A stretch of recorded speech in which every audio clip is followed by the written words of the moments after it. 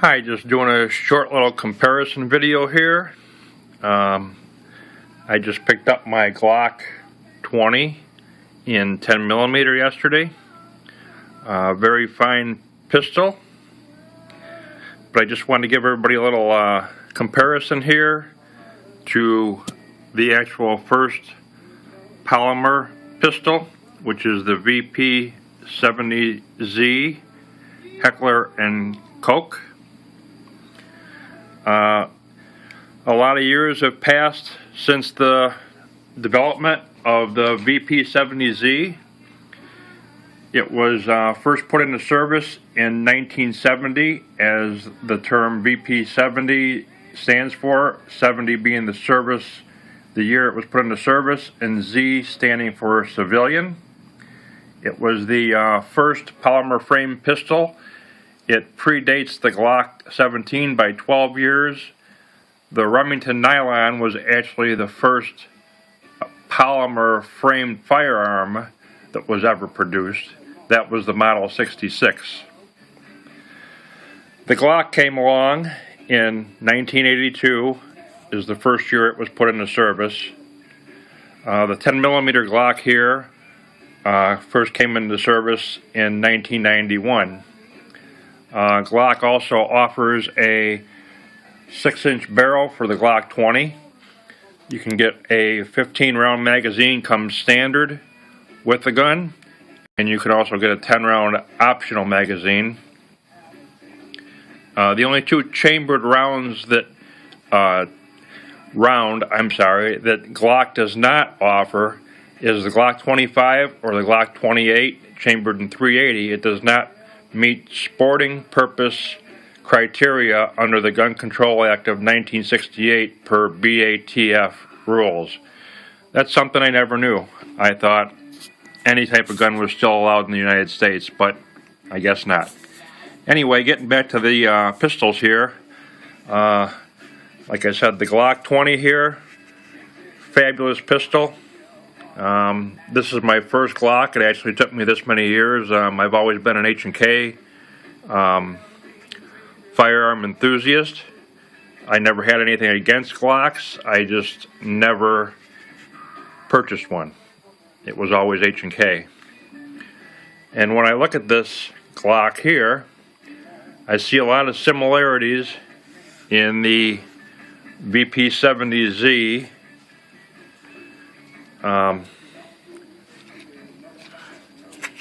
Notwithstanding the fixed barrel on the VP70Z compared to the removable barrel of the Glocks.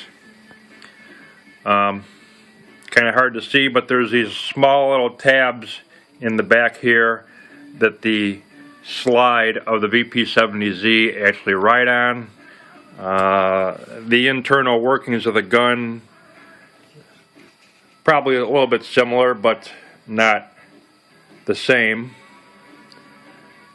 It's still a polymer frame gun though.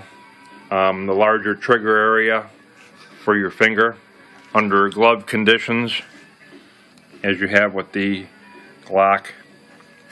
Different kind of takedown device here compared to the pull down one here, the VP70Z.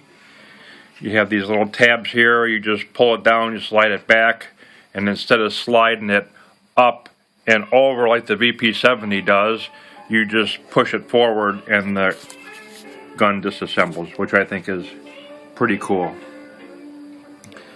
Here you have a spring on here attached to the rod itself, to the guide rod itself, where with the VP70Z, the spring actually rides on the barrel and there really is no guide rod itself on the gun. The magazine here for the VP70Z back in 1970 was 18 rounds steel of 9mm, and we jump up to nowadays where you have the 15-round capacity of the Glock 20, and it's a polymer magazine. A lot has changed over the years, but some things still stay the same. We have the hefty steel slide here of the VP70Z, different sighting system on here, you have the ramp front, it's kind of hard to see, and then just the notch rear. This little spot back here is actually the firing pin area, and that's where it's enclosed in there, as you can see. Right there is the firing pin, and that's actually where the safety is at too. And then you come over here to the Glock, and it's pretty much similar to the same thing. You have the same thing. It's a striker fired, same as the Glock. The VP70Z is the same as the Glock, striker fired. So we have a lot of similarities in the guns here. You know, we're talking about the VP70 in 1970, and 10 years later, 12 years later, 1982, the Glock came into service. So like I said, pretty amazing firearms here. We see where it all started with the H&Ks, and we see where it has evolved to into the Glock pistols. Both fantastic firearms. I hope I hit as many years of service as I did out of my H&K VP70Z as I do with my new Glock. I'm very satisfied with it. It's new modern technology, and I just can't wait to start shooting it. Looks like a fun gun, real simple to clean. I heard you don't even have to clean it at first or oil it. You just shoot it.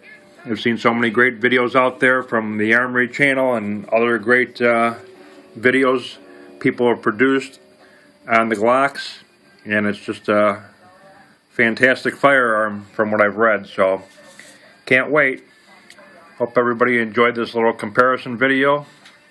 Thanks a lot.